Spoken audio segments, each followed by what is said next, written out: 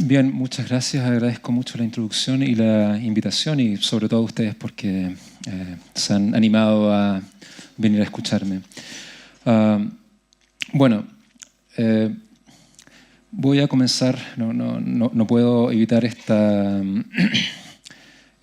ciutiquería y comenzar con una cita de Mark Twain, que a mí me representa mucho y creo que es muy lúcida en expresar en qué consiste la ciencia. Entonces la cita dice así: la realidad es más extraña que la ficción, pero esto es porque, al contrario de la realidad, la ficción está obligada a pegarse a las posibilidades. Y claro, la idea es que la ciencia está constantemente develando las estructuras de la naturaleza de una forma en que nosotros nunca esperábamos. Y nuestra visión de la naturaleza siempre está atada de alguna forma a nuestra comprensión pasada del mundo, digamos, lo que sabemos hasta el momento. Esto ha sido así para la cosmología, en la cual nuestra forma de comprender el cosmos siempre está de alguna forma atada o restringida a nuestras visiones de la época. Entonces, en distintas épocas hemos tenido distintas visiones de la estructura del cosmos. Por ejemplo, el hecho de que la Tierra esté en el centro del universo. Y bueno, esta es una representación incluso más moderna en donde la Tierra deja de estar en el centro del universo y hay tales cosas como conjuntos de estrellas que se aglomeran de alguna forma. Esta representación de acá, de hecho, es anterior a que supiéramos que existían las galaxias. Y de alguna forma, bueno, el astrónomo que las visualizó y que hizo este grabado pensó, bueno, esto es posible de alguna forma. Pero de todos modos esto no escapaba las posibilidades, de alguna forma. Esto siempre estaba ahí bajo las posibilidades de la época.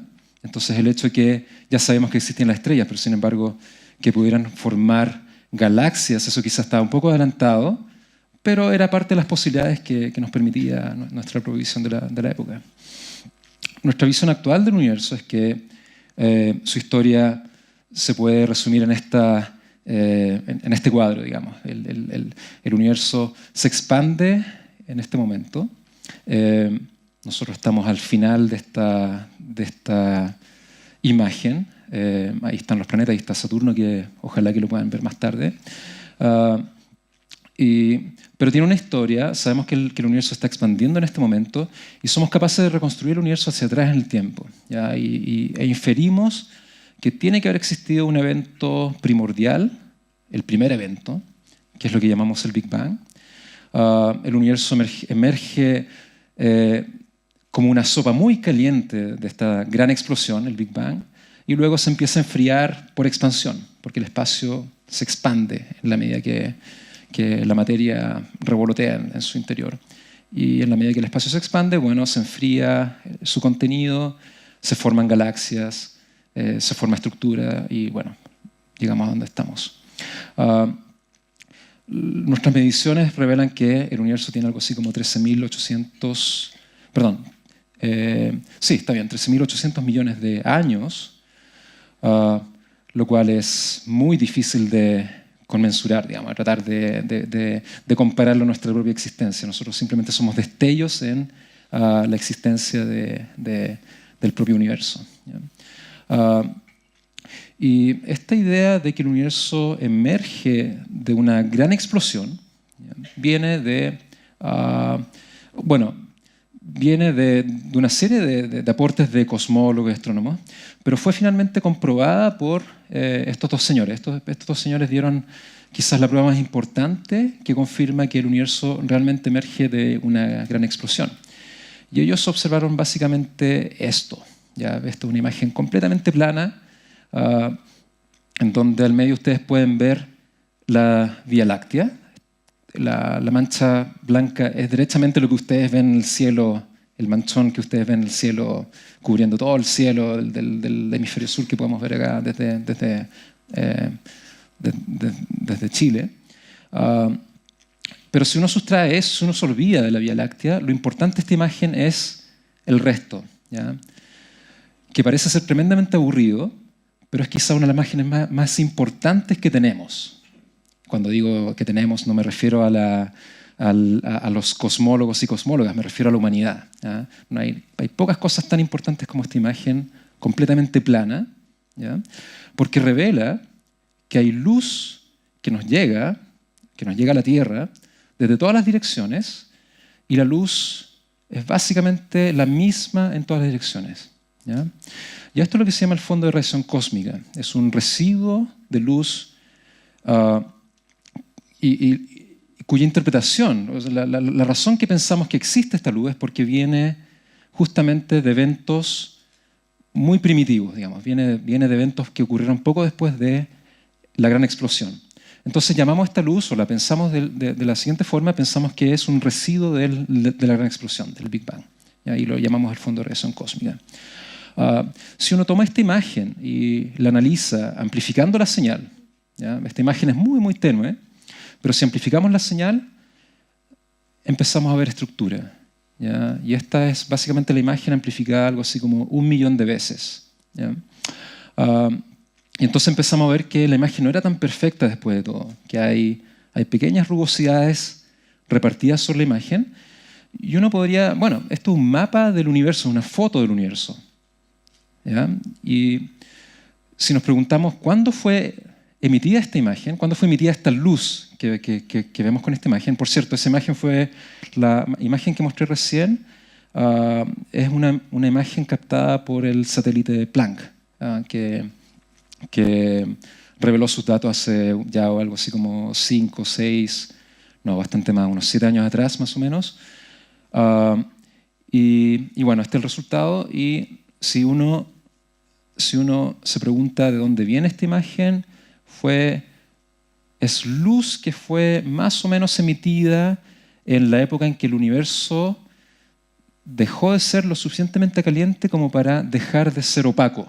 ¿Ya? ¿Qué quiero decir con eso? Es que hubo una época en la cual el universo era muy opaco, y eso quiere decir que la luz no era capaz de avanzar en el espacio. Si uno prendía una linterna, esa luz inmediatamente se iba a chocar con algo, ¿ya? Porque era una sopa muy opaca todavía. Pero de pronto el universo de golpe se vuelve transparente. Y a partir de entonces esa luz por fin está libre de viajar por el universo. Y el universo es básicamente transparente. ¿Ya? Y entonces desde ese momento viaja hasta nosotros y somos capaces de captarla.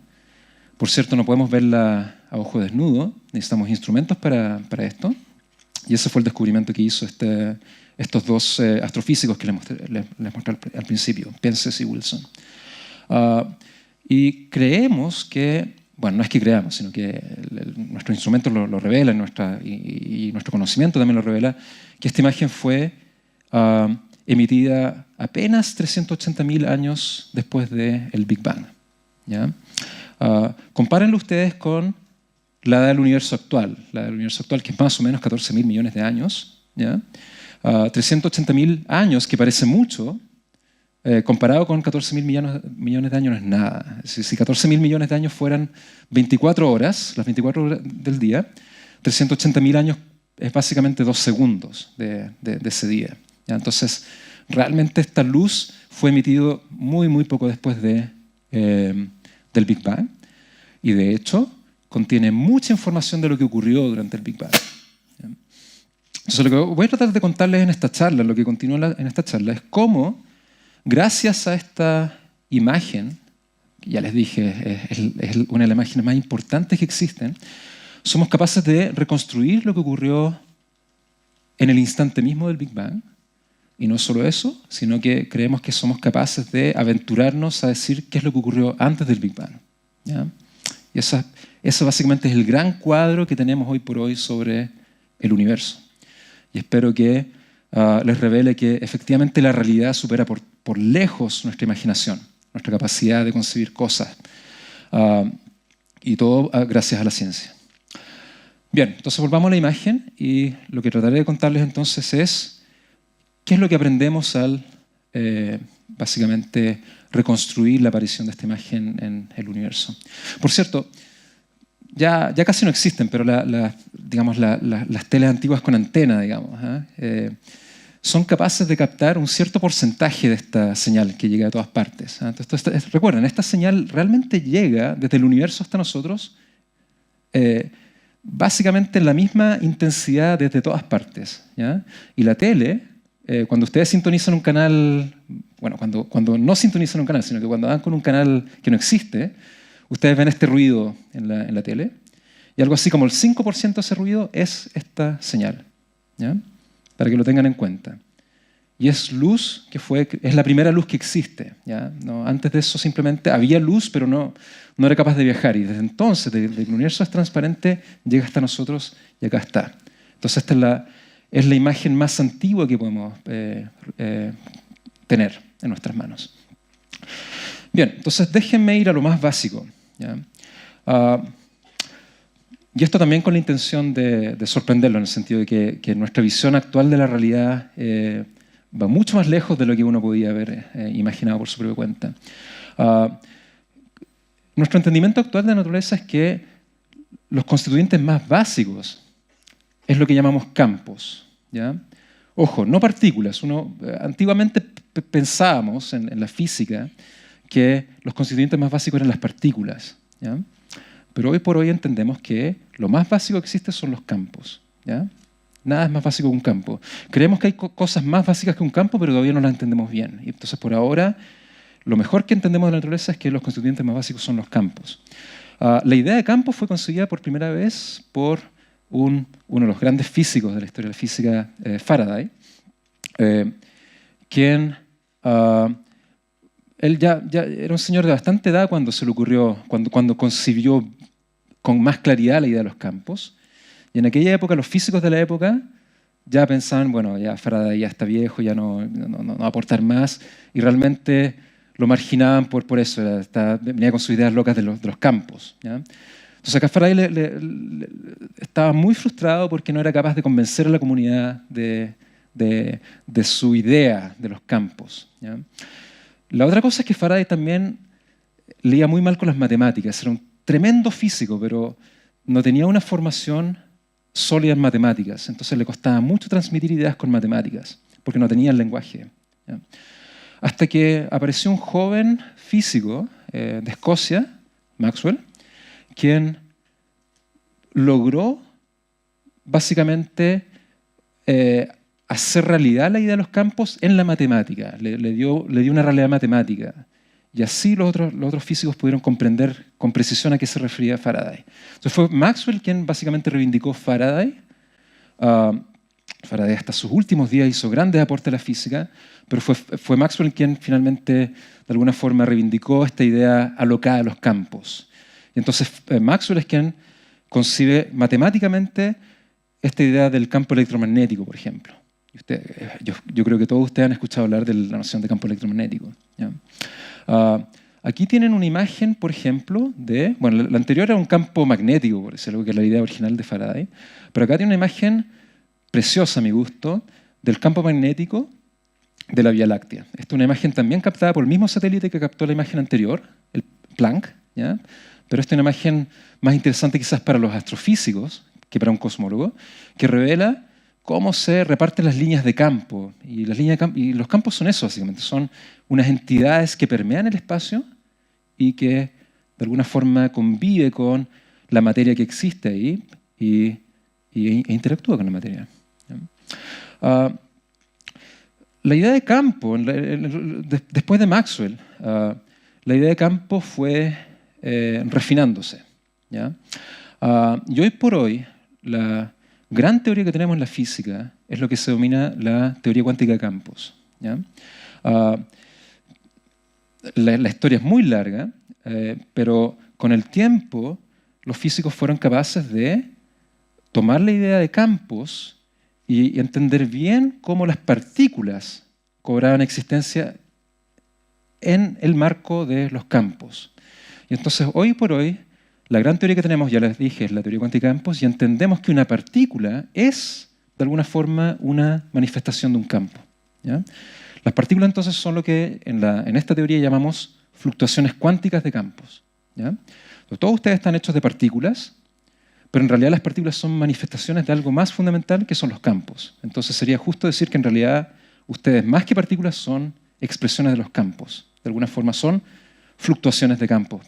Y hago referencia al título de la charla.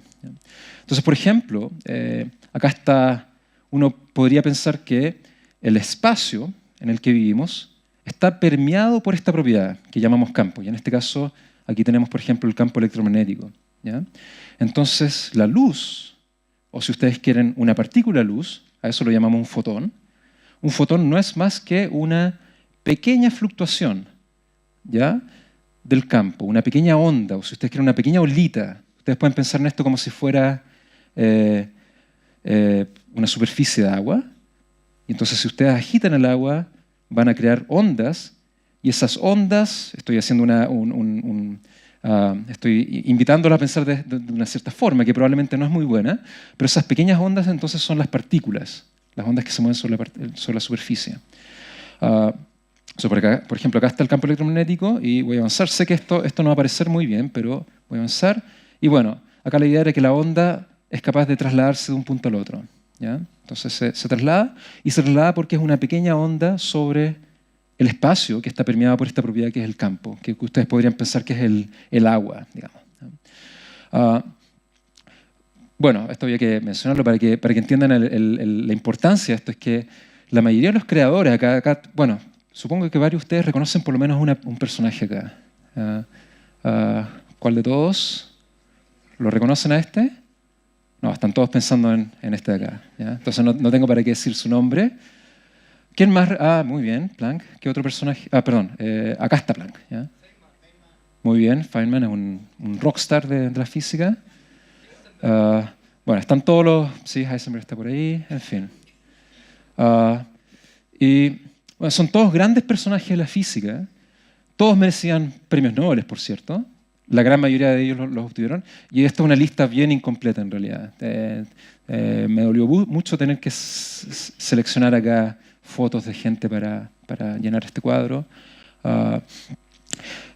Como les decía, la idea es la siguiente. Uno puede pensar en el espacio como el espacio, pero permeado por esta propiedad, que es lo que llamamos el campo, en este caso, en el caso anterior, era el campo electromagnético. Pero en realidad el espacio está permeado por más de un campo, no solamente el campo electromagnético. Entonces acá, por ejemplo, tengo el espacio, y acá la idea es que el espacio está permeado por dos campos, no solamente uno, el campo electromagnético, y este es el símbolo que usamos para denominar a los fotones. Entonces, cuando pensamos en el fotón, que es una partícula de luz, también estamos pensando en realidad en el campo electromagnético, pensamos en todo el campo, ¿ya? Pero también sabemos que existen otros campos. Por ejemplo, está lo que llamamos en la física lo llamamos el campo de Dirac. ¿Por qué? Porque este señor de acá, Dirac, concibió la noción de un campo, ¿ya?, en el cual las fluctuaciones cuánticas, es decir, las olitas son, adivinen qué son, electrones. Entonces los electrones también son ondas, de alguna forma, que son causadas por el campo electrónico, el campo Dirac. Entonces hay algo así como un mar también, o un campo, digamos, como el agua, digamos, como una superficie líquida, en el cual las onditas son, de hecho, las partículas que llamamos electrones. Quizás varios de ustedes ya han escuchado hablar de la noción de dualidad onda-partícula, ¿ya? Y eso está detrás de esta idea también, es decir, el que podamos pensar en partículas como ondas, que son olitas de los campos, o como partículas también, pero son la misma cosa finalmente. Entonces, realmente yo puedo pensar en los campos por separado, ¿ya? Pensar en que cada campo está, de alguna forma, sus olitas son partículas, y ahora tratar de entender el cómo ocurren las cosas, de hecho, ¿ya? Entonces, por ejemplo, acá tengo dos electrones, que son lo que llamamos dos paquetes de onda, ¿ya?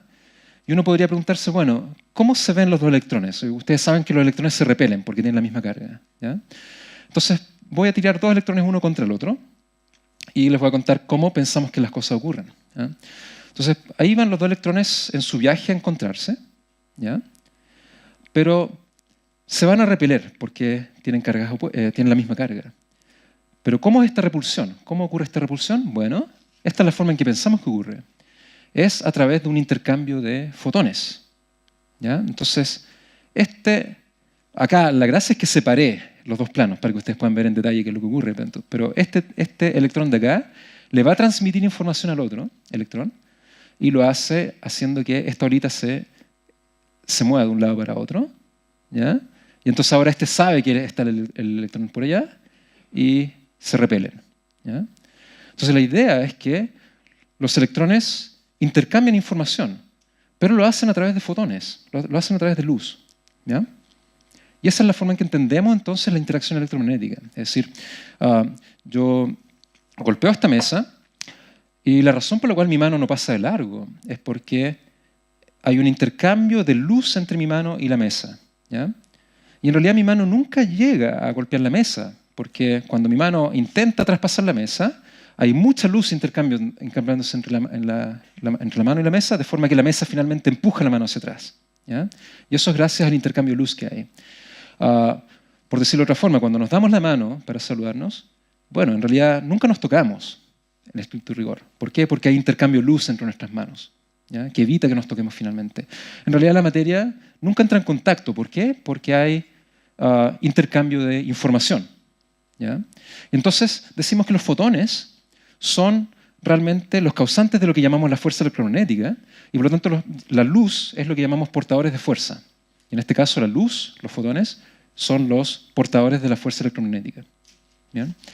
Esa es la idea. Juntemos los dos campos y ahí están, este es el espacio completo y ya sabemos, nosotros estamos hechos de por lo menos estos dos campos, digamos, de electrones, que ciertamente nuestros cuerpos tienen muchos electrones, pero también los electrones están juntos, ¿ya? Están pegados con por ejemplo, ¿con qué se pega un electrón? Con un protón. ¿Ya? Entonces nosotros estamos hechos de electrones y protones, y ahora ustedes saben que los electrones están alrededor de los protones. ¿Por qué? Porque intercambian luz. Y la luz es la que mantiene entonces pegado un electrón a un protón, y la materia entonces está ahí justamente por esta idea de que los constituyentes están constantemente intercambiando fotones o luz. Esta idea se concibió más nítidamente con Feynman, de hecho. Y Feynman fue, bueno, por ahí más de alguno de ustedes ya sabía quién era Feynman y lo mencionó cuando le mostré las imágenes anteriores. Entonces acá está. Y Feynman tenía esta característica que era un genio completamente desatado, tenía una personalidad digamos, muy exuberante, pero al mismo tiempo, cuando era muy joven, tenía todas estas ideas brillantes que nadie le lograba entender, digamos, y los físicos más de alguna forma más tradicionales simplemente no eran capaces de entender lo que Feynman decía. Entonces Feynman se dedicaba a hacer estos dibujos, por ejemplo, en la pizarra, y después los traducía a fórmulas y hacía predicciones. Y era capaz de predecir cosas que los otros físicos muy difícilmente eran capaces de comprobar. ¿Ya? Esa es la genialidad de Feynman. Hasta que finalmente, con el tiempo, la comunidad científica fue entendiendo bien lo que hizo Feynman y hoy por hoy las ideas de Feynman son completamente estándar. Digamos. A veces las enseñamos en los años más tardíos porque es física muy complicada y muy compleja, pero sin embargo, hoy por hoy, todo físico teórico es capaz de aprender este tipo de cosas. Entonces, por ejemplo, déjenme contarles lo siguiente. Acá tienen ustedes, es la misma idea anterior, si se fijan. Acá tienen un electrón que emite información, ¿ya? Y lo hace a través de un fotón. ¿Se acuerdan? Entonces esa es la idea original, que vienen dos fotones, pero vienen dos electrones e intercambian un fotón. Entonces acá está el electrón que venía y entonces emite un fotón y este fotón presumiblemente va a ser captado por otro electrón, por ejemplo. ¿Ya? Entonces esto es lo que se llama un diagrama de Feynman, ¿ya? Y en particular esto es lo que se llama un vértice. ¿Ya? Y un vértice es como uno de los ladrillos elementales de lo que se llama la teoría cuántica de campos. ¿Ya? Cuando conocemos un vértice somos capaces de hacer cálculos. ¿Ya? Y primero hacemos dibujos y después tomamos esos dibujos y los transformamos en números, de alguna forma. Entonces, por ejemplo, déjenme poner la flecha del tiempo para que logren visualizar lo siguiente. ¿Ya? Acá viene un fotón.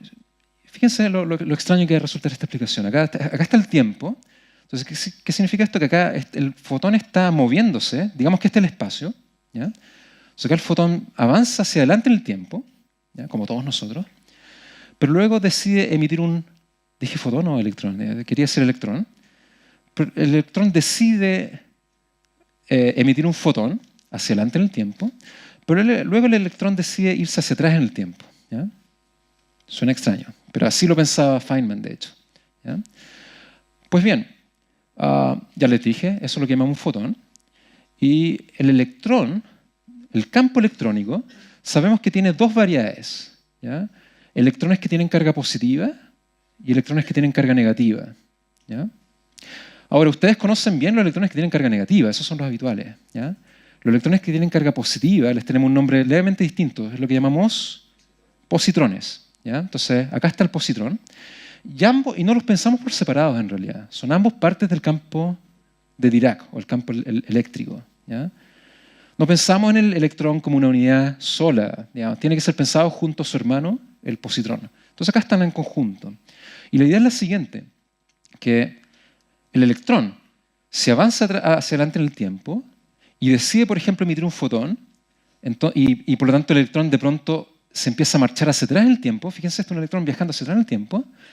En realidad, eso es lo que entendemos como un positrón. Un positrón es un electrón que está yendo hacia atrás en el tiempo. ¿Ya? Suena extraño, pero esa es la realidad. ¿Ya? Eso es lo que entendemos en la física moderna sobre la realidad. Entonces, lo que parece ser algo distinto a un electrón porque tiene carga opuesta, en realidad no es más que el electrón que está viajando hacia atrás en el tiempo. ¿Ya? O viceversa, si hubiésemos descubierto antes los positrones, habríamos dicho que estos son los que viajan hacia adelante en el tiempo y son los electrones los que realmente viajan hacia atrás en el tiempo. Realmente da lo mismo en la flecha del tiempo. Si uno viaja hacia adelante en el tiempo, el otro por definición es la misma partícula, pero que viaja hacia atrás en el tiempo y la percibimos como una partícula con carga positiva. Si el electrón, en lugar de haber decidido ir hacia atrás en el tiempo, hubiese emitido el fotón, pero continúa viajando hacia adelante en el tiempo, bueno, lo seguimos viendo como un electrón. ¿Ya? Entonces, esta es la idea básica de lo que llamamos un vértice. Un vértice conecta, ya sea un electrón con un positrón con un fotón, o un electrón con un fotón. ¿Ya? Esa es la idea. Y no olviden que todas estas son representaciones de lo que llamamos campos, finalmente. ¿Ya? Y ustedes están hechos de estas cosas, digamos. Ustedes están hechos de esto, y la razón por la cual ustedes están constituidos de materia es porque la materia interactúa una con otra y lo hace a través de este tipo de vértices. ¿Ya? Y los vértices son los ladrillos fundamentales de la física, de la teoría cuántica de campos. ¿Ya? Es lo que usamos para entender absolutamente todo. Por esto Feynman fue acreedor del premio Nobel, por cierto. Entonces, por ejemplo, este es el mismo cuadro que les mostré hace un rato atrás, digamos, con los campos azules y lo amarillo. ¿Ya? Entonces, el hecho de que dos electrones quieran acercarse, ¿ya? Y acá está el tiempo, entonces ustedes ven dos electrones acercándose, y bueno, se van a repeler. ¿Por qué? Porque intercambian un fotón. Y luego, como los dos electrones siguen avanzando en el tiempo, entonces siguen siendo electrones, no son positrones, y se repelen. ¿Ya? También puede haber sido que, en realidad, intercambian un fotón y un electrón sale para el otro lado, y así, de esta manera. Era una opción. Y en realidad, cuando pensamos en el proceso completo, decimos que las dos cosas ocurren al mismo tiempo. ¿Ya? Y esto es propio de la mecánica cuántica. ¿Ya? En la mecánica cuántica, dos cosas pueden ocurrir al mismo tiempo. ¿Habían escuchado hablar de eso alguna vez? El gato vivo y el gato muerto, ¿cierto? Ya. Eso es exactamente lo que ocurre acá. Acá hay una suerte de superposición cuántica de estados. ¿Ya? Y esto es lo más propio de la cuántica, el hecho que dos cosas que al final no podemos comprobar cuál es cuál, digamos, ¿ya? Se superponen. ¿Ya? Y esto es cuántica, entonces. ¿Ya? Otro ejemplo, acá tenemos, por ejemplo, un electrón que va a interactuar con un positrón. ¿Ya? Bueno, ustedes ya lo saben. No es que en realidad vaya a colisionar un electrón con un positrón. Esto también puede ser entendido como un electrón que en cierto momento decide ir hacia atrás en el tiempo. ¿Se dan cuenta? Si lo piensan bien, desde nuestra perspectiva, nosotros estamos haciendo el experimento, nosotros vemos un electrón y vemos un positrón. Y como nosotros percibimos la flecha del tiempo en una dirección, entonces vemos el electrón que se acerca y el positrón que se acerca y colisionan. No tenemos la posibilidad de ver el electrón que avanza hacia adelante en el tiempo y después retrocede hacia atrás en el tiempo, porque nosotros vamos viendo cortes de tiempo. ¿Se dan cuenta? Entonces este es un cuadro que nos ofrece la teoría, ¿ya? es una forma de representar cosas, ¿ya? Y nosotros, lamentablemente, como nosotros percibimos una dirección del tiempo, estamos limitados a ver un positrón y un electrón colisionando, ¿ya? Pero bueno, ya sea que colisionen o que el electrón decide marcharse atrás en el tiempo, lo que puede ocurrir es que emitan un fotón, que tiene toda la energía del evento anterior, y luego ese fotón puede volver a decaer en un electrón y un positrón, que también puede ser entendido como un positrón que viene desde adelante hacia atrás en el tiempo y después decide cambiar su dirección, ¿ya? Tenemos varias formas de ver la misma cosa, en otras palabras. Otro proceso similar, ¿ya?, es también de la misma idea, un positrón que va a colisionar con el electrón, pero deciden intercambiar un fotón, por ejemplo, y luego se marchan, digamos, de esta forma. O un electrón que viene desde el futuro le envía un fotón al electrón que viene desde el pasado, y etcétera, etcétera. Y luego entonces tenemos que pensar en la superposición, ¿ya? Y este es el tipo de cosas que hacemos entonces para, por ejemplo, predecir bien cómo ocurren las cosas, ¿ya? Entonces hacemos el cálculo, tomamos esta superposición, hacemos el cálculo y luego hacemos una predicción matemática y le decimos a nuestros compañeros experimentales que en los laboratorios vayan y comprueben este tipo de cosas. Y sorprendentemente comprueban hasta los últimos detalles de estas predicciones, ¿ya? Esta teoría es muy, muy predictiva, ¿ya? Y lo hace muy, muy bien. Es lo que llamamos teoría cuántica de campos, recuerden. Ahora, esta regla de acá, que ya les dije es el ladrillo básico, se puede generalizar. Y en realidad todo nuestro entendimiento, no solamente electrones y fotones, está basado en esta idea, ¿ya? Entonces, en general, lo que pensamos es que hay dos clases de partículas, ¿ya? Están lo que llamamos los fermiones, ¿ya? Y ustedes ya saben que este fermión puede ser pensado como algo que va hacia adelante en el tiempo y después retrocede, por decir algo, ¿ya? Pero existen tal cosa como los fermiones, ¿ya? Y que son lo que consideramos partículas en general, es lo que acuñamos como partículas. Pero también están los llamados portadores de fuerza, como por ejemplo el fotón, ¿ya? Y a los portadores de fuerza los llamamos por general bosones. Entonces clasificamos las partículas en dos grandes grupos, fermiones y bosones, ¿ya?, que tienen muchas propiedades cada una por sí sola, pero la regla básica es que los fermiones y los bosones se comunican de esta manera, a través de un vértice. Entonces, creo que ustedes ya entenderán por qué a los bosones se les llama portadores de fuerza. Y es porque son los culpables de que las partículas puedan verse las una a la otra, intercambiar información, tal como ocurría con los fotones, con los electrones, ¿ya? Entonces, esto ya está dicho. Toda la física de partículas, en nuestro entendimiento, se reduce a esta regla básica, a la existencia de vértices que comunican partículas con otras partículas que llamamos fuerzas, ¿ya? Entonces la gran pregunta es ahora, lo que me resta decirles es, bueno, todas las partículas que conocemos hasta el momento, ¿ya? Y acá están. Este mapa contiene todo lo que sabemos, todo lo que conocemos. Sabemos que están los electrones, ya se los mostré. ¿Dónde está el fotón? Está por acá. Pero luego hay una serie de otras partículas que hasta el momento ya conocemos bien.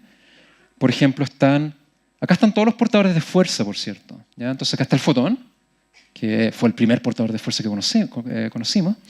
Pero luego hay otros portadores de fuerza como los gluones, el bosón Z, el bosón W más y menos, que se pueden pensar como una sola partícula. Pero luego también el electrón no es el único fermión que conocemos. Hay varios otros fermiones. Por ejemplo, acá están los llamados quarks, y luego están los neutrinos, y luego hay unos compañeros de electrón que son partículas que se parecen mucho al electrón, solo que son mucho más masivas, son más difíciles de experimentar, que son los muones y los tauones. Y acá está el gran mapa. Ahora solamente me refiero a los portadores de fuerza. Al fotón ustedes ya saben que yo le tenía ese símbolo asignado. Y a cada una de las partículas le tenemos un símbolo para poder hacer este juego de dibujar diagramas, los diagramas de Feynman. O sea, por ejemplo, al gluón le tenemos unas líneas telefónicas asignadas, y al bosón Z y al bosón W, que son hermanos, les tenemos estas líneas así medias quebradizas asignadas. Entonces podemos dibujar diagramas, los diagramas de Feynman, y hacer cálculos y predecir cosas. Claro, varios de ustedes estaban pensando, bueno, pero si... ¿Cómo puede ser eso? Si hace unos años atrás se descubrió la partícula de Dios, ¿ya?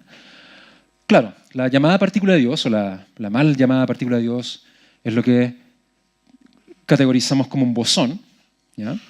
Por lo tanto, es un portador de fuerza también, ¿ya? Y el bosón de Higgs, ese es su nombre, el nombre que usamos, es bastante distinto a los otros bosones. Tiene unas propiedades distintas. Ya les voy a contar un poquito más sobre eso. Y va a ser importante para entender el Big Bang. Y le tenemos asignada también su rayita para poder hacer diagramas. ¿Ya? Déjenme mostrar un ejemplo. Este es un ejemplo históricamente relevante. A principios del siglo pasado, ¿ya?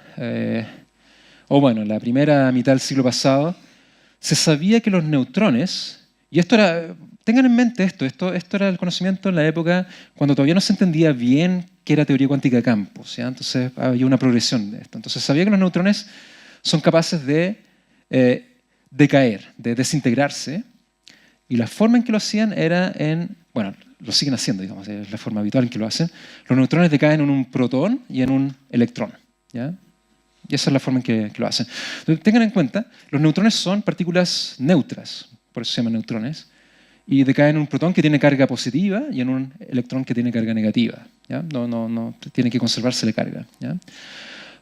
Pero, me adelanté un poquito, pero había algo misterioso sobre esto, ¿ya? Sobre este tipo de reacción, y era que el protón finalmente, y esto se observaba, por cierto, el protón y el electrón tenían menos energía de la que tenía originalmente el neutrón, ¿ya? Entonces ahí había un puzzle, digamos, había gato encerrado, ¿ya?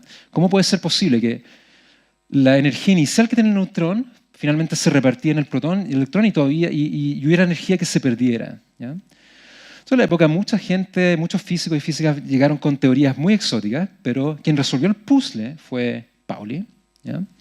Quien, en forma muy genial, concibió que la pérdida de energía era evidencia de que tenía que haber una partícula extra, una partícula que uno no veía, pero que era parte del juego, ¿ya?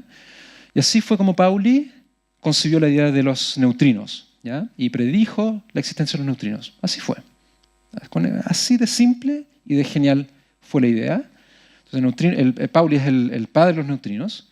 Y entonces déjenme invitarlos a pensar en esto en la forma que lo haría Feynman, por ejemplo, en la forma que lo hacemos hoy por hoy, ¿ya?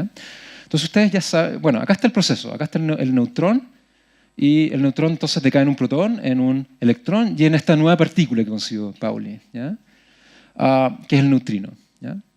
Ya, pero ustedes saben que esto no puede ser tan simple, no puede ser que el neutrón se divida en tres así como así. ¿Por qué? Porque ustedes ya saben que hay unos ladrillos fundamentales, que son estas reglas de Feynman, ¿ya? Y esto no está calzando con esta idea, ¿ya? Entonces lo que hacemos es, hoy por hoy, entender que en realidad el proceso ocurre en etapas, ¿ya? Y entonces, acá está el neutrón que es un fermión, ¿ya? Y el fermión entonces emite un bosón. Recuerden, el bosón es un portador de fuerza, y este bosón contiene toda la información sobre lo que está por venir. Contiene la capacidad de caer en un electrón y en un neutrino, ¿ya? Y esto ahora sí que sí tiene sentido, ¿sí o no? Entonces el proceso tiene que ser pensado en etapa para que logremos ensamblar estas cosas que llamamos vértices, ¿ya? No puede ser de otra forma, es lo que nos dice la teoría, ¿ya? Entonces cuando nos enfrentamos a un proceso nuevo, sea cual sea, ya estamos listos para enfrentarlo, ¿ya? Ya sabemos, ya tenemos un esquema mental para, de alguna forma, organizar el proceso mismo. ¿Se dan cuenta? Está bastante limitado y es sumamente rígido además. Es decir, si queremos pensar cómo funciona la naturaleza, no tenemos muchas opciones, porque sabemos que esta forma de pensar es de las pocas consistentes que existen para representar la naturaleza. Y efectivamente, bueno, estos bosones se observan y somos capaces entonces de predecir la existencia de este bosón que participa como un mediador, ¿ya? Como parte intermedia del proceso. Pero no solo eso, sino que quizás varios de ustedes saben que los propios neutrones y los propios protones tienen estructura, ¿cierto? Están conformados por... Exacto. Entonces, un neutrón, de hecho, está constituido por 3 quarks, un up y 2 down, pero el protón está conformado por 2 up y un down, ¿ya? Entonces lo que ocurre acá, nuestra forma moderna de entenderlo, es que llegan estos 3 quarks en conjunto que forman el neutrón, ¿ya? Y el down emite este bosón, ¿ya? Este bosón intermediario que lleva información, acarrea información, y porque el bosón salió de ese vértice, entonces la naturaleza del down cambió. Ya no puede ser la misma cosa. Y se transforma en un up. ¿Ya? Entonces la información se va siempre conservando de alguna forma. ¿Se dan cuenta? Esto no es gratuito. El down no puede seguir siendo un down si es que emitió un bosón W que después va a decaer en otras cosas. Y de alguna forma usted lo pueden anticipar. ¿Por qué? Porque ustedes sabían que el electrón tiene carga negativa y el protón tiene carga positiva. Entonces, sea lo que sea que salga acá, tiene que llevar esa información de la carga. Tiene que quitarle carga negativa al neutrón para que ahora lo que va quedando acá, que es lo que llamamos un protón, tenga carga positiva. ¿Se dan cuenta?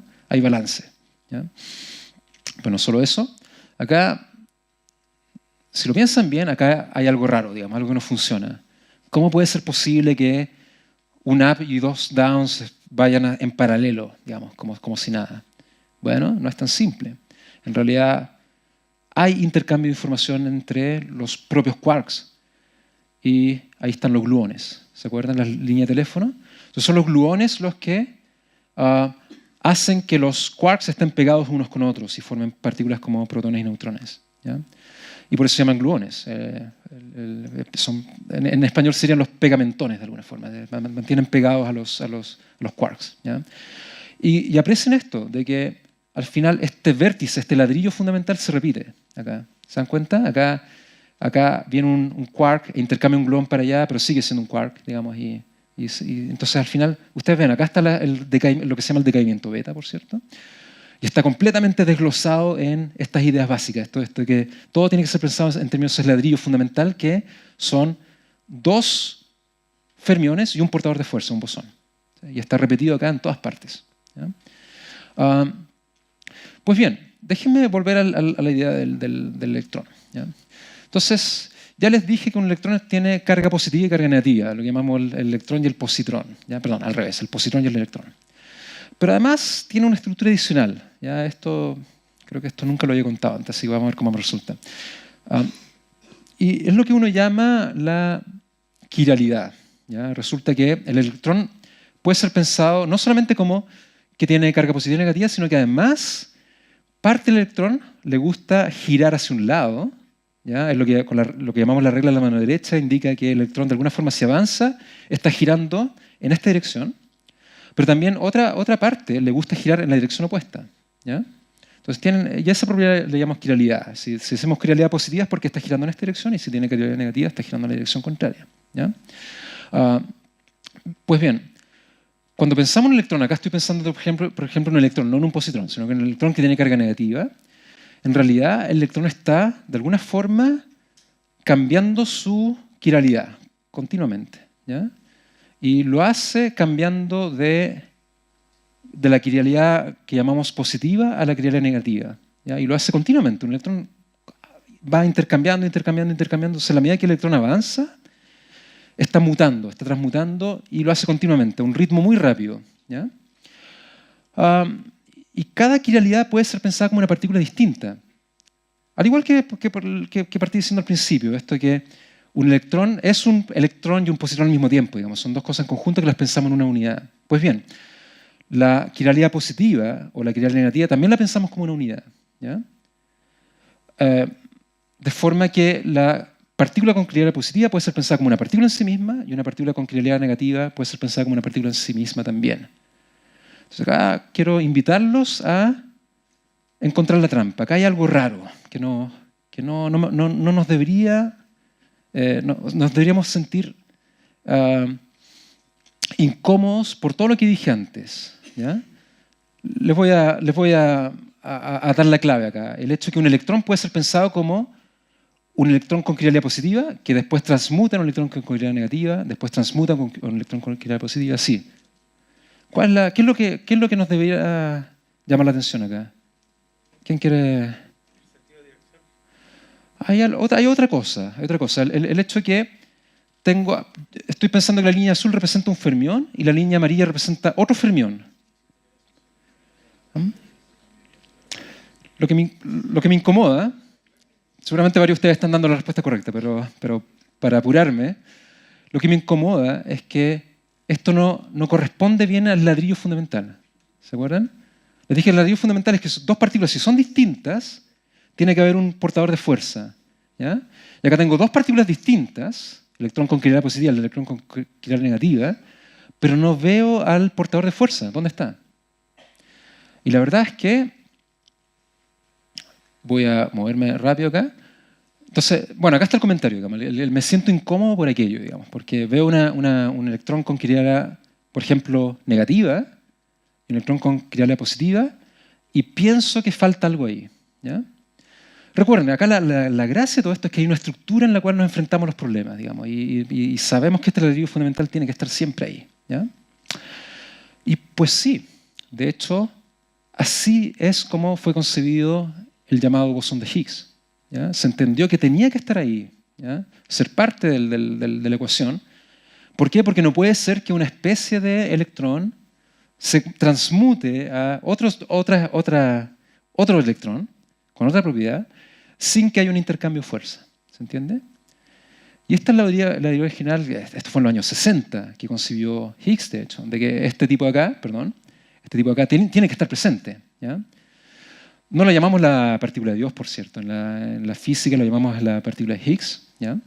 Y fue concebida por eso, porque de alguna forma este cuadro acá que está incompleto, y ustedes ya saben la razón, es porque no veo el ladrillo fundamental, tiene que ser pensado de esta forma realmente. ¿Ya? Y esto es lo que llama, esta propiedad de transmutar de una a otra es lo que llamamos la masa, de hecho. Entonces, cuando pensamos que el electrón tiene masa, es porque realmente el electrón, a la medida que avanza, está transmutando, pero transmuta porque está interactuando con el Higgs. ¿Se dan cuenta? Y por eso es que pensamos que el Higgs, la partícula de Higgs, es la que le da la propiedad de masa a las partículas. Y la propiedad de masa es justamente esta transmutación. ¿Ya? Entonces, el electrón, a lo que llamamos masa en el electrón, es ese hecho, es el hecho que el electrón está transmutando de quiralidad positiva a una quiralidad negativa. ¿Ya? Y lo hace todo el tiempo. Entonces, el electrón está de alguna forma moviéndose y está cambiando su forma de girar, pero ese cambio es gracias a que interactúa con el bosón de Higgs, ¿ya? Que es un portador de fuerza. En realidad es un poquito más interesante porque el bosón de Higgs tiene una propiedad que no tiene ningún otro portador de fuerza, y es el que el bosón de Higgs puede congelarse. ¿Ya? Entonces, de alguna forma, se puede mantener rígidamente. Es decir, el bosón de Higgs efectivamente tiene un valor rígido acá, ¿no? Es como si se hubiera congelado. ¿Ya? De otro modo, realmente los electrones podrían ser pensados como partículas que no tienen masa y que interactúan con el Higgs, pero porque el Higgs se congela, entonces aparece la propiedad de masa como una constante. Entonces hablamos de la constante de la masa del electrón. ¿Ya? Y ustedes ya lo saben, esto fue lo que, lo que le dio el premio Nobel a Higgs hace un tiempo atrás. Ya, entonces voy a saltarme algunos detalles para, por ejemplo, quería contarles acá de cómo esto calza en otras estructuras, digamos. Pero creo que la idea ya está más o menos clara. Entonces, solamente me voy a tener en un detalle en que al final todas las partículas están de alguna forma conectadas unas con otras. Eso quiere decir que todos los campos de alguna forma se ven. ¿Ya?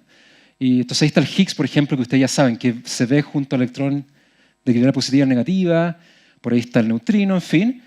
Y acá están todos los vértices, de alguna forma. Estos son los vértices de lo que uno llama la teoría electrodébil. ¿Ya? Entonces está el Higgs. Aparecen unos vértices medio raros que tienen 4 patas. Esa es otra historia. Y entonces, en conjunto, uno puede pensar en una teoría madre, de alguna forma, que contiene las teorías que llamamos la teoría electromagnética, la teoría débil, en fin. Y esto puede ser pensado como lo que se llama una teoría unificada, en donde los electrones junto al neutrino pueden ser pensados como una sola unidad. ¿Ya? Y donde todas las fuerzas, la fuerza electromagnética, la fuerza débil también pueden ser pensadas como una sola fuerza. ¿Ya? Entonces somos capaces de unificar cosas, unificar a través de, básicamente, encontrando teorías más completas de alguna forma. Y esto también les dio el premio Nobel a ciertas personas y el Higgs también, junto al Higgs también. Ya, acá está el mapa. Acá ustedes tienen todas las partículas y cómo se ven las unas a las otras. ¿Ya? Con el Higgs, y etcétera, etcétera. ¿Qué es lo que está faltando en esta visión? Hay un campo del cual no has hablado todavía. el campo de la gravedad. Entonces, uno de los grandes problemas que tenemos es que no hemos sido capaces de incorporar a este cuadro el campo gravitacional. Sabemos que es un campo también, pero el campo gravitacional lamentablemente no se deja entender de esta forma, ¿ya? No se deja, lo que decimos, no se deja cuantizar, ¿ya? Sabemos que el campo gravitacional existe y es la forma en que entendemos son los fenómenos gravitacionales, pero lamentablemente no tenemos todavía una teoría que permita juntar gravitación con mecánica cuántica, ¿ya? Acá está mi pobre imaginación sobre lo que podría representar un espacio-tiempo cuantizado de alguna forma. Sin embargo, de acá viene la conexión con el Big Bang. En los años 80, ahora uno todo lo que dije, en los años 80, este cosmólogo, bueno, era un físico teórico realmente, un físico de partículas, se preguntó, ¿qué pasa si, así como el Higgs, que sabemos que existe, que un bosón, lo que se llama un bosón escalar, ¿qué pasa si poco tiempo después del Big Bang el universo estaba de alguna forma dominado por un fluido que fuera parecido al Higgs? Y recuerden, la propiedad del Higgs es que se puede congelar. Entonces él se preguntó, ¿qué pasa si hay un campo escalar, un portador de fuerza, pero que se puede congelar y que se haya congelado pocos instantes después del Big Bang? Y lo que ocurre es fantástico. El espacio-tiempo empieza a expandirse. Y ese periodo es lo que llamamos inflación. Alan Guth es el padre de la teoría de la inflación cósmica. Y resulta que el espacio se expande, pero las fluctuaciones cuánticas, es decir, sus partículas, empiezan a emanar, como si fueran parte del proceso de descongelación del campo. Entonces, el campo Higgs, este campo raro, que no es necesariamente el Higgs, está ahí, y en la medida que se descongela, no sabemos cómo llegó a congelarse, pero en la medida que se descongela, empieza a liberar fluctuaciones cuánticas, empieza a liberar partículas, ¿ya? Y el cuadro que acabo de mostrar ahí les permite visualizar eso. El espacio está expandiéndose constantemente y brotan las fluctuaciones cuánticas, ¿ya? Esa teoría estaba mala, de hecho, ¿ya? Pero fue después refinada por una serie de otros cosmólogos que vinieron después que son contemporáneos de Alan Guth. Y la teoría moderna que tenemos, que es debida al refinamiento, es que en realidad la cosa es más fascinante todavía. Este campo que está congelado, si es que estaba ahí realmente, ¿ya?, tiene que haber estado presente antes del propio Big Bang. Entonces lo cambiamos de lugar. Ya no ocurre después del Big Bang, sino que lo ponemos antes del origen del propio universo, ¿ya? Entonces entendemos que antes del origen del universo, el universo tiene que haber estado congelado, ¿ya? Con un campo, habitado por un campo que es parecido al Higgs. Al campo lo llamamos el inflatón, por cierto, ¿ya? Entonces el inflatón es el campo que está ahí congelado y que empieza a liberar sus partículas, ¿ya?, sus fluctuaciones cuánticas. Y porque está antes del Big Bang, en realidad lo que ocurre es que en la medida que se va descongelando y van surgiendo las fluctuaciones cuánticas, están naciendo universos, ¿ya? Entonces nuestro entendimiento moderno de nuestro universo es que nuestro universo es uno de tantos universos que pueden haber emanado de este periodo que ocurre antes del Big Bang. Entonces el Big Bang simplemente denota el punto en el cual nuestro universo emerge de este mar de inflación, en donde está el inflatón congelado y que libera de a poquito su energía. Y lo hace entonces a través de creando universo, ¿ya? Entonces, ahí está lo prometido en el título de la charla. Todos somos fluctuaciones cuánticas, eso de aquello los convencí al principio, pero no solamente nosotros, sino que el universo también es un producto de fluctuaciones cuánticas de tal cosa como el campo de Higgs. Perdón, sigo diciendo el campo Higgs, el campo inflacionario. Y entonces, a ver, esto no es un antojo, no es que a Alan Guth se le haya ocurrido que tiene que haber algo así como un inflatón al principio del universo, ¿ya? Es lo que nos permite entender justamente el por qué existen estas pequeñas rugosidades en el fondo de radiación cósmica, ¿ya? Las rugosidades del fondo de radiación cósmica, estas pequeñas inhomogeneidades, son debido justamente a las fluctuaciones cuánticas que ocurren durante inflación. Son parte del proceso. Entonces son la evidencia de que antes del Big Bang el universo tiene que haber sido eminentemente cuántico y dominado por un campo que es el inflatón, por un portador de fuerza. No solo eso, sino que la estructura del universo mismo, no es solamente el fondo de radiación cósmica que tiene estructura, pero es todo el universo que ha heredado la estructura de las fluctuaciones cuánticas. Entonces, acá hay un mapa de todas las galaxias que conocemos hasta el momento, ¿ya? Falta mucho por llenar, pero noten ustedes que hay una estructura levemente, es como una telaraña, ¿sí o no? Hay vacío, y esas son las fluctuaciones cuánticas, son producto de las fluctuaciones cuánticas que quedaron grabadas en el universo. Acá hay una reproducción con un computador de justamente eso, la estructura del universo que queda grabada. ¿Por qué queda grabada? Por las fluctuaciones cuánticas. Entonces, nuestro cuadro puede ser completado, quizás no por la gravitación, pero sí por lo menos por un nuevo compañero, que es lo que llamamos inflatón. Tengo 2 minutos más. 2 minutos más, lo prometo. Bien, porque acá está el golpe para ustedes, ¿ya? Si es que hasta el momento esto no había sido traumático.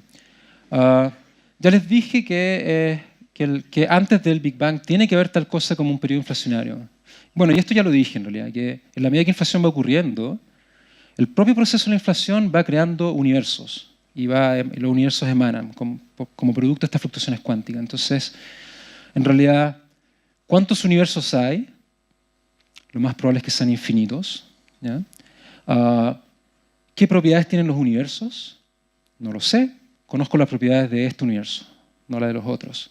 Puede que los contenidos del otro universo sean otras partículas y otras fuerzas, de hecho. Ustedes lo saben, cuando yo digo fuerza, estoy hablando de ciertos tipos de partículas.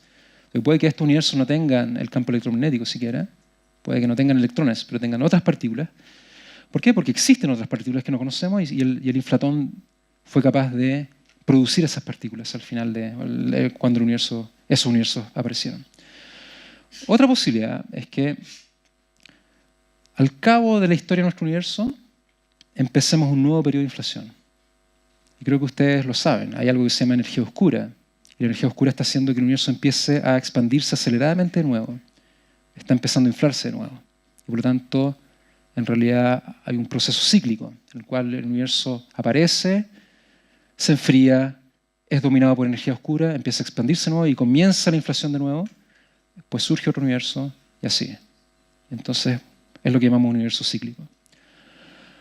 Y una tercera posibilidad, entre muchas otras en realidad, estoy seleccionando algunas, es que cuando una estrella colapsa, en una supernova, por ejemplo, o sea, libera su energía en forma supernova y es capaz de colapsar en un agujero negro, en realidad el agujero negro es solamente un revestimiento de un proceso en el cual se está generando nueva inflación cósmica. Entonces, al interior de un agujero negro hay tal cosa como inflación cósmica.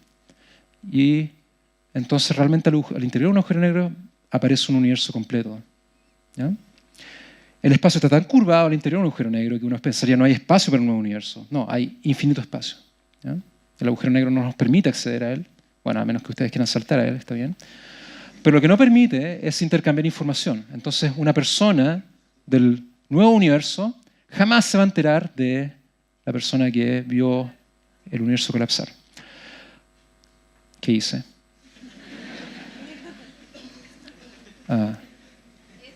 Ahí sí, gracias.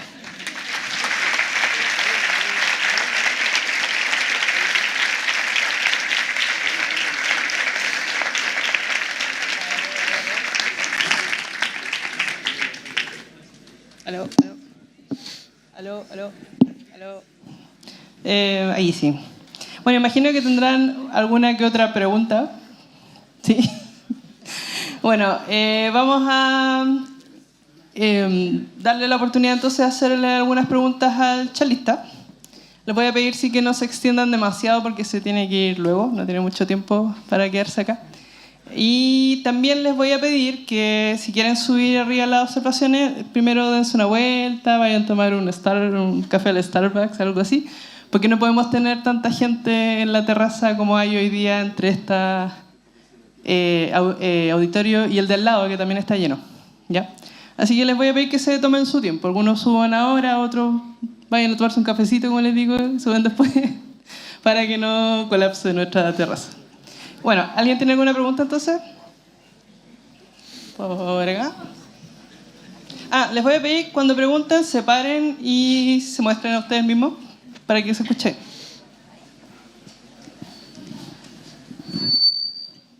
Hola. Hola. Soy súper ignorante con respecto al tema, pero tengo esta duda. ¿Dónde calza la teoría de la supersimetría dentro de estas tres posibilidades de realidad universal? Bien, lo dije muy rápido quizás en algún momento, pero mencioné esto de la teoría electrodébil. ¿Ya? No sé si te acuerdas de aquello, de que en realidad uno puede empezar a armar teorías que uno cree que son más fundamentales, si tú quieres. Entonces yo mencioné solamente una, lo que se llama la teoría electrodébil. Lo que sí me alcancé a mencionar con justicia es que la teoría electrodébil contiene a la teoría electromagnética y contiene lo que se llama la teoría de las fuerzas débiles, ¿ya? Y entonces es como una teoría madre, ¿ya? Eso es solamente un ejemplo de lo que llamamos unificación, ¿ya? Entonces uno intenta concebir que en realidad las cosas que parecen desconectadas realmente están conectadas de alguna forma. El primer gran ejemplo de unificación es debido a Newton, por ejemplo. Newton se dio cuenta que la caída de una manzana, por graficarlo de una forma clásica, es lo mismo que el movimiento de la Luna alrededor de la Tierra. Son el mismo fenómeno. No hay nada que haga que los fenómenos sean distintos, ¿ya? Se ven muy distintos, pero eso es nuestro problema, son la misma cosa, ¿ya? Entonces Newton tiene una teoría que unifica fenómenos, ¿ya? Y entonces es un paradigma en el cual tratamos de unificar cosas, tratamos de unificar fenómenos que se ven muy distintos y tratamos de armar una teoría más completa, ¿ya? Entonces pensamos que hay una tal teoría como una teoría de la gravitación cuántica que contiene todas las teorías que conocemos por ahora, que parecen separadas, ¿ya? Ahora tú me preguntas por la supersimetría. La supersimetría es exactamente eso, es un intento de unificar cosas. Entonces la supersimetría, nuestro entendimiento de cómo se unifican cosas a través de simetrías, esa es nuestra práctica, digamos. Entendemos que las simetrías van guiando nuestro entendimiento de cómo se unifican las cosas. Y supersimetría surge como eso, como un intento de unificar teorías que se ven distintas y tratan de encajar de alguna forma. Y probablemente tiene mucha relevancia para esto, porque sospechamos que posiblemente la supersimetría sea la forma correcta de entender cómo el inflatón encaja en toda esta historia, ¿ya? Entonces, esta partícula nueva que es el inflatón, ¿ya? Realmente sabemos que está ahí, pero no sabemos cómo encaja en una teoría completa. Y sospechamos, yo he trabajado mucho en eso, de hecho, en tratar de hacerlo encajar a través del concepto de supersimetría, que es como una teoría más grande de alguna forma, que es parte de este cuento, digamos, cómo se va agrandando la teoría, pero cómo los conceptos se van simplificando de alguna forma, ¿ya? Y esa es la idea de la supersimetría.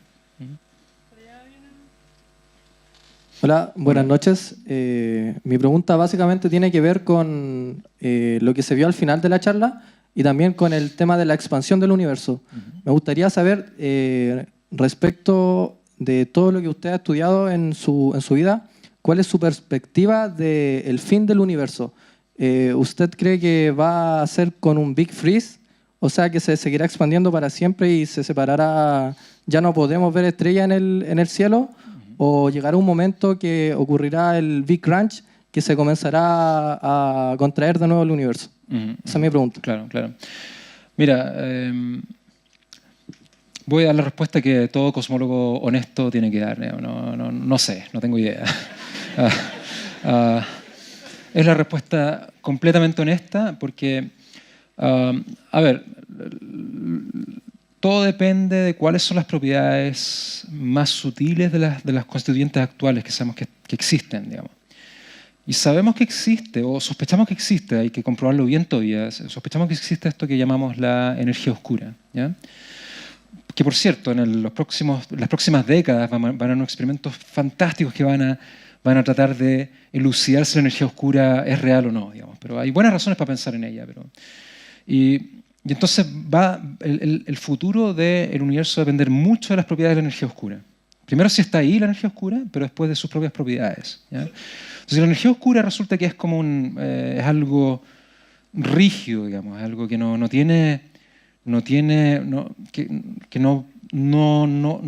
cambia en el tiempo. Entonces lo más posible es que en ese escenario el universo simplemente continúe expandiéndose y no solo eso, sino que se va a expandir cada vez más rápido, va a empezar a acelerarse, hasta que finalmente, como tú ya lo dijiste, nadie va a ver nada en el fondo, no va a haber galaxias. La Andrómeda continúa acercándose a nosotros y vamos a formar una sola galaxia con Andrómeda. Y no solo eso, sino que otras galaxias van a unirse al cuento. Pero mucho más tiempo después, estamos hablando de miles de millones de años, nuestra galaxia futura, que va a ser una mezcla entre la Vía Láctea y Andrómeda y otras más, va a quedar sola, ¿ya? En ese escenario. Y después de eso, esta galaxia va a perder, va a radiar, va a ir perdiendo energía porque radia, simplemente libera fotones. Tal cual, con estos procesos, digamos, empieza a emanar fotones y finalmente la galaxia en mucho, mucho tiempo va a quedar en nada. Van a haber solamente agujeros negros, pero esos propios agujeros negros van también a radiar, lo que se llama radiación de Hawking, y va a quedar nada. Y ese es el escenario que yo creo que es el más conservador, el que todos pensamos que es el más probable. Pero como te digo, va a depender mucho de las propiedades de algo que todavía está por medirse. Y otros escenarios, también el Big Crunch también podría darse, etcétera, etcétera. Acá. Hola. Hola. Gonzalo.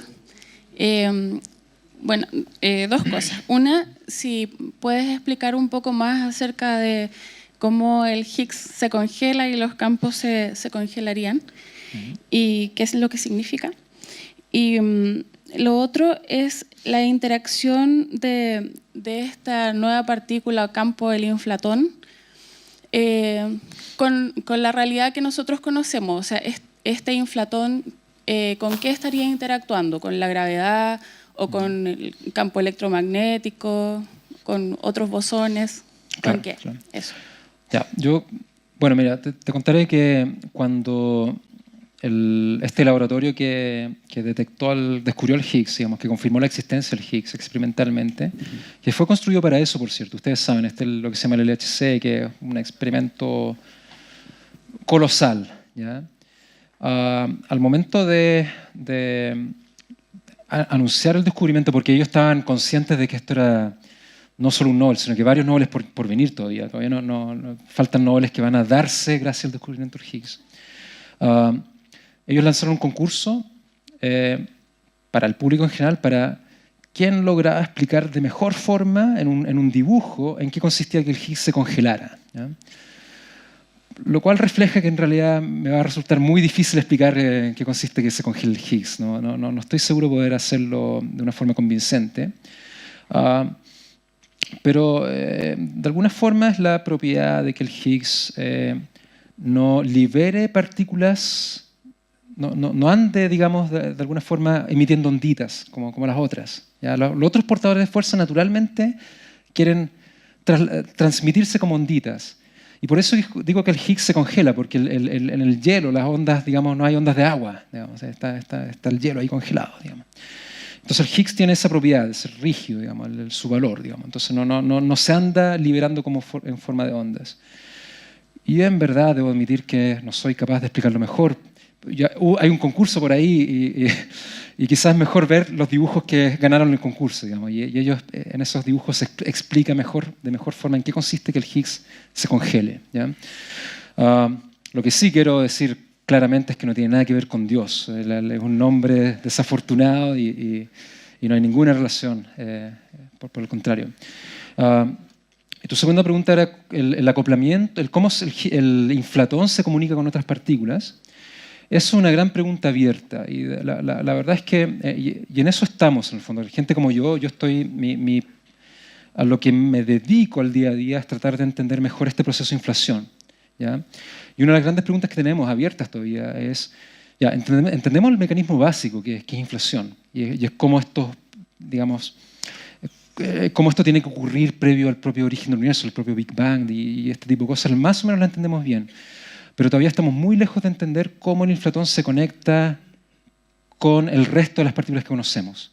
Y es lo que necesitamos todavía entender, una de las grandes preguntas abiertas, que es una invitación a los jóvenes a meterse a la ciencia en realidad. Así, la gracia de la ciencia es que tenemos muchas preguntas abiertas. Entonces esa es una de las preguntas que está completamente abierta y todavía no entendemos ni siquiera cómo atacarla bien. Está muy, muy abierta. Es tan difícil esa pregunta que todavía escogemos resolver otros problemas más fáciles todavía. Y después, en la medida que entendamos cosas más simples, ir por esa pregunta que todavía está ahí esperando ser respondida. Entonces sabemos que tiene que estar acoplado, pero todavía no sabemos los detalles de cómo. Y entonces cómo el Higgs, por ejemplo, puede transmutar en otras partículas, así como mostré ejemplos, por ejemplo. Hola. La duda que yo tenía era como dentro de todo este marco de los campos, el bosón de Higgs y todo, ¿en qué momento entraban partículas como los gravitrones o los taquiones? Ya, entonces gravitones y taquiones. Los gravitones son lo que esperamos que sea la manifestación del campo gravitacional. Es decir, así como el fotón es la partícula que manifiesta la existencia del campo electromagnético, ¿ya? Nosotros sabemos que el campo gravitacional existe, pero todavía no sabemos si la partícula existe. Pero a esa partícula que todavía no sabemos si existe o no, la llamamos el gravitón. Ya le tenemos el nombre puesto, por lo menos. Lo que tenemos que entender bien todavía es la naturaleza más básica del gravitón, es decir, cómo efectivamente se propaga. Se descubrieron recientemente las ondas gravitacionales, ¿cierto? Pero las ondas gravitacionales, como fueron descubiertas, son como las ondas electromagnéticas descubiertas en el siglo XIX. ¿No? Es decir, se entendían bien en su versión clásica, ¿ya? No cuantizadas, no en términos de la partícula que puede ser pensada como una onda o una partícula al mismo tiempo. Entonces, está bien, hemos avanzado mucho. Descubrir ondas gravitacionales era muy importante porque ya por lo menos llena parte de la respuesta. Ahora, por lo menos sabemos que existen las ondas gravitacionales en su forma clásica. Lo que nos resta ahora entender es si existe la versión cuántica, es decir, la partícula que puede ser entendida al mismo tiempo como onda y partícula, ¿ya? Y esa es la parte que todavía no entendemos bien, pero ya está, o sea, está concebida de todos modos. O sea, la entendemos bien, o sea, no hemos comprobado que exista realmente, ¿ya? Pero para allá va la cosa. Es decir, algo que no mencioné y lo tengo que mencionar, y es que inflación entre estas cosas que libera. Recuerden que les dije que libera fluctuaciones cuánticas que son las culpables de todos nosotros, digamos. Al final, esas son las fluctuaciones en las cuales estamos hechas. Entre las cosas que ocurren también es que se liberan ondas gravitacionales durante inflación, ¿ya? Y esas ondas gravitacionales quedan grabadas también en el fondo de radiación cósmica, presumiblemente. Entonces, lo que estamos haciendo ahora es tratar de observar mejor todavía el fondo de radiación cósmica para ver trazas de las ondas gravitacionales durante inflación. Y si llegamos a observar esas ondas gravitacionales, entonces sería una confirmación muy segura de que los gravitones existen de verdad, los gravitones en su versión cuántica, porque no tenemos ninguna otra explicación a esas trazas, que están anticipadas. ¿Y por qué digo que lo tengo que decir? Es porque Chile es el epicentro de esa búsqueda, ¿ya? Todos ustedes saben que Chile es el epicentro de la astronomía a nivel mundial. Lo que quizás no saben es que también es el epicentro de la cosmología a nivel mundial. Lo que pasa es que los experimentos son muy distintos. No son estos observatorios preciosos con lentes gigantes. No, son unas cajas miserables que están ahí tiradas en alguna parte del desierto, pero que están ahí esperando observar estas ondas gravitacionales de alguna forma grabadas en el cielo, ¿ya? Observando el fondo de radiación cósmica. Y quizá alguno de ustedes recordará que hace algo así como 5 años atrás, un grupo de un experimento del Polo Sur, nuestra competencia de alguna forma, afirmó que habían detectado esas ondas gravitacionales, pero que a los pocos meses después tuvo que retractarse, ¿ya? Si hubiese confirmado, era un premio Nobel seguro, era un descubrimiento muy, muy grande y era la confirmación de la existencia de los gravitones en el fondo, ¿ya? Y bueno, tú me habías preguntado sobre los taquiones. Los taquiones son también partículas de la misma, son un poquito más aburridas, pero son partículas que se pueden propagar a una velocidad mayor que la luz y sabemos que no existen, digamos, no pueden existir de alguna forma. Buenas tardes. Mi pregunta es sencilla, tiene que ver con la charla. ¿Por qué el electrón tiende a cambiar de movimiento? O sea, es por su propia naturaleza, pero esa propia naturaleza tiene alguna explicación, porque la explicación que tú dabas era por qué cambiaba el movimiento. Segunda pregunta tiene que ver con el espacio cuántico. En esta charla cabe en la explicación, porque si la materia o la partícula, ¿cierto?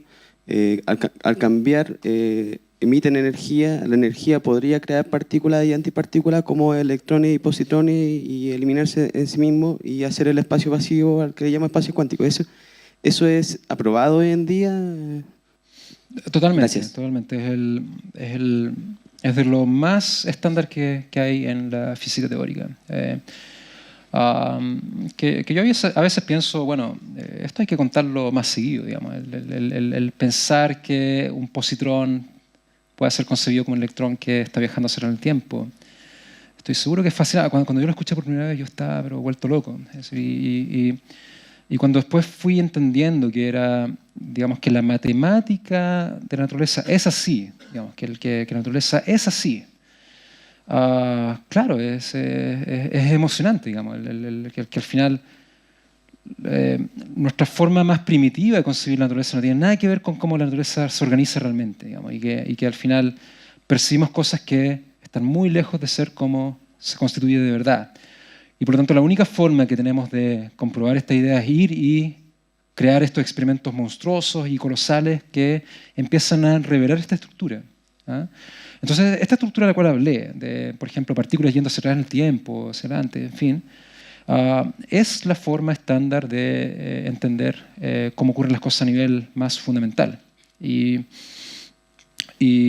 no es para nada obvio, ¿ya? Entonces, tú me preguntabas por cómo se entiende el movimiento de un electrón. Bueno, en principio tal cual como lo dije, en el sentido que un electrón cambia de movimiento, digamos, cambia su dirección de movimiento porque emite un fotón. Ahora, lo que no podemos hacer es explicar lo que no expliqué bien quizás es que en realidad no es solo un fotón, sino que esto ocurre infinitas veces en un proceso. Es decir, un electrón se acerca al otro y está todo el tiempo intercambiando fotones, ¿ya? Puede que en la charla haya dado la impresión de que es solamente un fotón el cual se intercambia de un lado para otro. En realidad es una forma pictórica de entender la situación, pero en realidad en la medida que el electrón se acerca al otro electrón, están todo el rato intercambiando fotones. Entonces ese intercambio infinito de fotones finalmente se entiende como un proceso que es la interacción electromagnética, digamos, que hay tal cosa como un potencial de Coulomb, si es que ese nombre tiene algún sentido, en el cual describe que los electrones se repelen, ¿ya? Entonces, muchas de las cosas que mostré con dibujitos, en realidad solo son reflejo de algo mucho más complicado, pero que se traducen en reglas matemáticas después de todo y que logran predecir cosas bien, bien espectaculares. Bueno, como son más de las 8, vamos a tomar una sola pregunta más. Y me la habían pedido por acá. Y después los invito, como les digo, a subir a la terraza o a darse una vueltecita antes de subir a la terraza. Hola, gracias. Hola. Mi nombre es Gabriel, soy estudiante de Derecho. Nada relacionado, pero me interesa mucho el tema. Bueno, ahora ya conoces las leyes claro, sí. inmutables. La importante. Bueno, mi duda era que cuando se mostró bueno, había una especie de diagrama que mostraba una especie de vértices también relacionados a este tema del campo inflacionario, en donde tú hablaste de entonces el inflatón como partícula. Y pensé entonces que bueno, el diagrama que se mostraba en donde estaba el campo inflacionario era muy similar, por ejemplo, al que aparecía como ese, no el anterior. Ese. No, atrás, atrás. Bueno, atrás. era otro. Ya, voy a dejar ese. Ya. Entonces, bueno, tenía la duda de que si, por ejemplo, el inflatón podría tener algunas propiedades similares, por ejemplo, al electrón, con este tema de cuando tienen interacción con un bosón, y me preguntaba cuál era el bosón en el caso del inflatón, y claro. cómo qué sucedía, por ejemplo, cuando interaccionaba, y cuál era bueno, eso. Sí. No, de acuerdo. En realidad el inflatón sería un bosón, no un fermión. Es decir, el inflatón es más un portador de fuerza que una partícula fermiónica, ¿ya? Entonces, en realidad, si tú quieres, el inflatón se parece más a un fotón, a la manifestación del campo electromagnético, que al electrón, en esa analogía, ¿ya? Es de esa parte del grupo, digamos. Recuerda, hay fermiones y bosones, sí. Y el inflatón pertenece a los bosones, ¿ya? Por lo que entendemos. Entonces, Entonces la pregunta es, en realidad, bueno, si el inflatón es un portador de fuerza de qué partículas. ¿Ya? Y esto se parece mucho a la pregunta de por allá, digamos, el cómo ocurre el que el inflatón finalmente se convierta en cosas que experimentamos hoy día, que son electrones y de lo que estamos hechos. Y eso va a depender de mucho de qué es el portador de fuerza el inflatón. Por ejemplo, podría ser que el inflatón sea un portador de fuerza también para electrones. Distinto al fotón, pero que sea un portador de fuerza adicional. Y si fuera así, entonces el inflatón podría crear electrones y positrones, digamos. Podría decaer en protones y positrones. Electrones y positrones. No lo sabemos, la verdad. No lo sabemos. Y eso va a depender de los detalles de la teoría. Pero sí sabemos que el inflatón tiene que haber estado comunicado con partículas. Por ejemplo, acá se me ocurrió poner algunas, digamos. Puse que el inflatón... Acá está el inflatón. ¿Ya? Puse que está comunicado con los electrones, por ejemplo. ¿Ya? Y que, por lo tanto, puede ofrecer un medio de comunicación. Pero en realidad me tomé esa libertad y probablemente no es así siquiera. ¿Ya? De alguna forma el inflatón está comunicado con las otras partículas, pero no sabemos si lo hace a través de otras cosas todavía. Puede que acá hayan otras partículas que no conocemos y que estén de alguna forma mediando el cómo el inflatón se comunica con el resto de las partículas. Todas esas preguntas están abiertas. O, y aquí termino con la respuesta, podría ser que el inflatón sea el Higgs, de hecho. ¿Ya? Hay buenas razones para pensar que en realidad el Higgs y el inflatón son una cosa y que en realidad pensamos que son cosas distintas porque no hemos hecho bien la conexión. Pero hay mucha gente que está estudiando esa posibilidad. ¿Ya? Yo nunca la he estudiado porque no me ha interesado meterme en eso particularmente, pero hay gente que sospecha que, y da muy buenas razones para ello, que en realidad el Higgs es una y solo una cosa, es el inflatón, y además es la culpable de que las cosas tengan masa hoy por hoy. ¿Ya? Y no lo sabemos, estamos en aquello, de alguna forma. Gracias.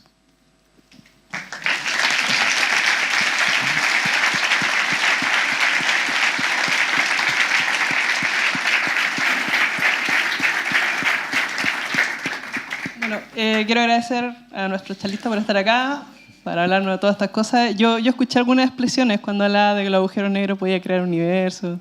Pasan esas cosas, así que me alegro que hayan pasado acá.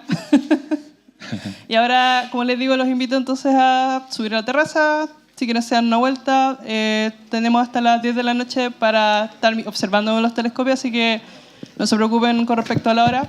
Y muchas gracias por venir.